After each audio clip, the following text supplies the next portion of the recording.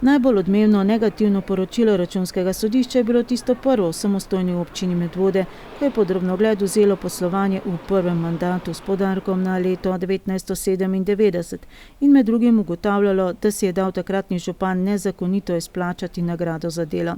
Nagrada bi mu sicer pripadala, vendar le, če bi tako sklenil občinski svet, pa ni.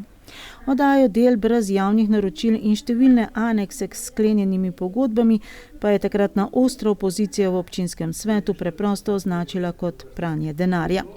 Ne le Računsko sodišče, tudi Komisija za preprečevanje korupcije se je v preteklosti ukvarjala z občino Medvode, pa tudi sodišča. Medijsko najbolj odmevni sta bili dve zadevi: ekskurzije pod okriljem Odbora za kmetijstvo in gozdarstvo v Španijo in Irsko, za katero je prevladalo stališče, da gre za strokovni ekskurziji, čeprav je bil vmes tudi ogled nogometne tekme in verskega središča, in enodnevni ekskurziji v Benetke in Dunaj pod okriljem občinskega sveta, ki ne bi bile zgolj turistične.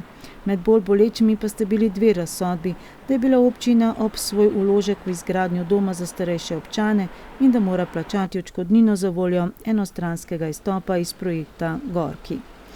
Zato se tudi predsednik nadzornega odbora občine Medvode, Mitja Starman, nadzornik z najdaljšim stažem, že 4. mandat, strinja z oceno župana Nejca Smoleta, da je mnenje s pridržkom Računskega sodišča za poslovanje občine Medvode v letu 2019 dober izplen. V bistvu to ni slabo poročilo za občino.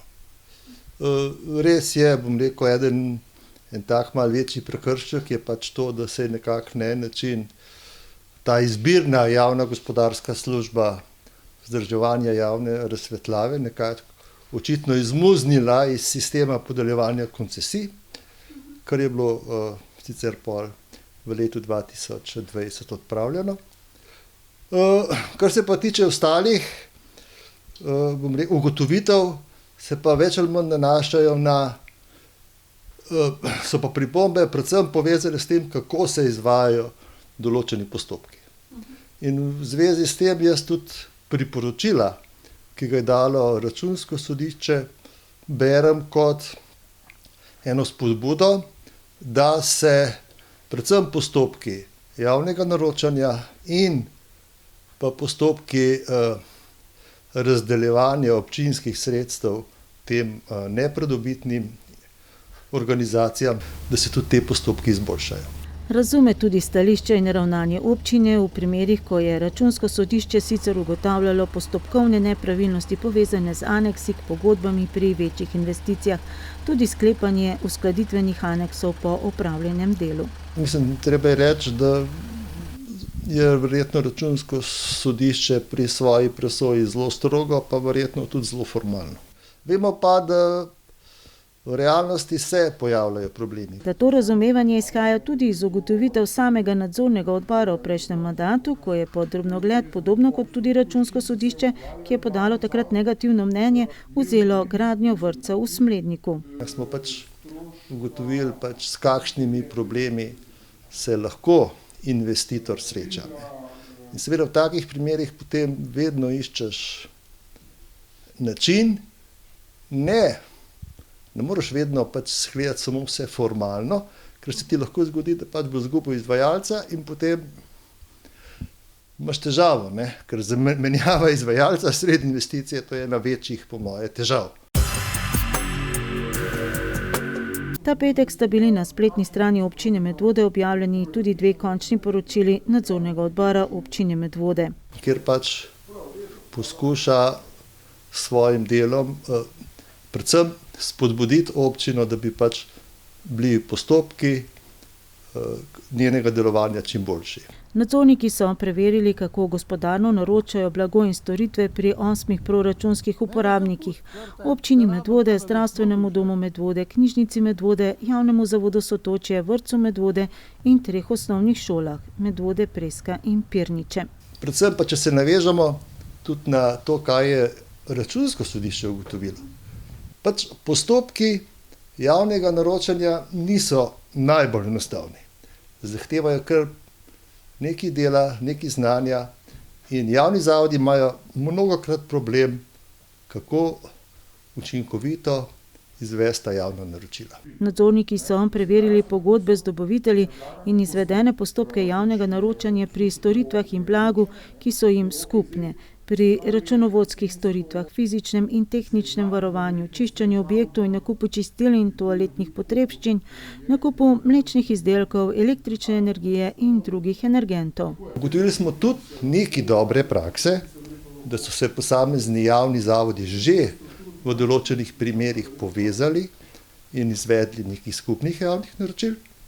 Vendar smo ugotovili, da je tukaj še kar nekaj prostora in zato smo pač dali eno generalno priporočilo v občini, da pač poskuša povsod tam, kjer je to mogoče, javne zavode povezati in izvesti skupne postopke javnega naročanja. Predvsem zato, ker se zavedajo, da se nam obeta val podražitev storitev. To pomeni, da bomo verjetno v bodoče za zunanje storitve morali namenjati več denarja in bo pri tem še zmeraj bolj pomembno, kako uspešni bomo pri učinkovitem javnem naročanju storitev.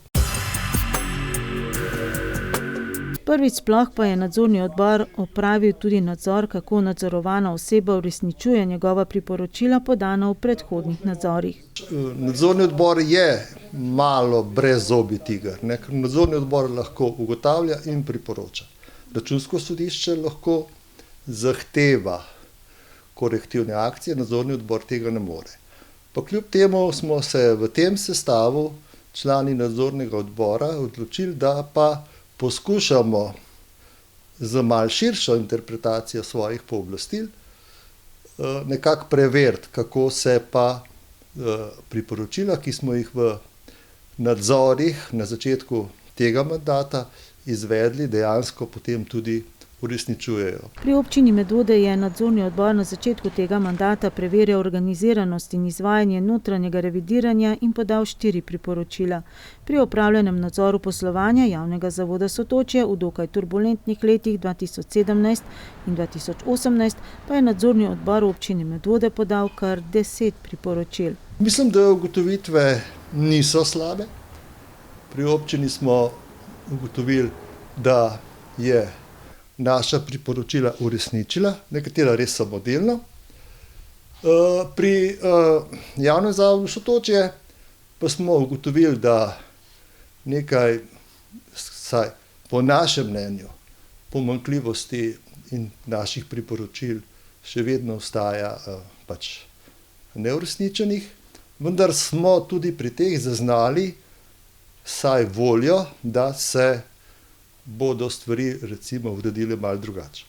Priporočilo nadzornikov je na primer bilo, da javni zavod Sotočje pri komercialnih prireditvah, kot je na primer postovanje, izvaja skrbneje in ne v pretežni meri z javnimi sredstvi.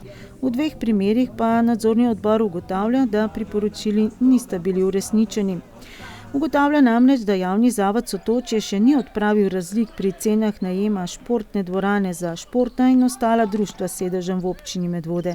Športna imajo namreč še vedno bolj ugodne cene najema od ostalih društev, kar odgovorni upravičujejo z dejstvom, da gre prvenstveno za športno dvorano. Občina Medvode in javni zavod Sotočje pa nista izvedla priporočila, naj skupaj ugotovita letno višino potrebnih sredstev za nemoteno delovanje zavoda, da ne bi prišlo do presežkov prihodkov, kot so jih zabeležili v preteklosti. Dejstvo sicer je, da je zaradi epidemije do presežkov prišlo tudi v letu 2020 v višini 52.000 evrov, saj nekaterih programov zaradi epidemije preprosto ni bilo možno izpeljati.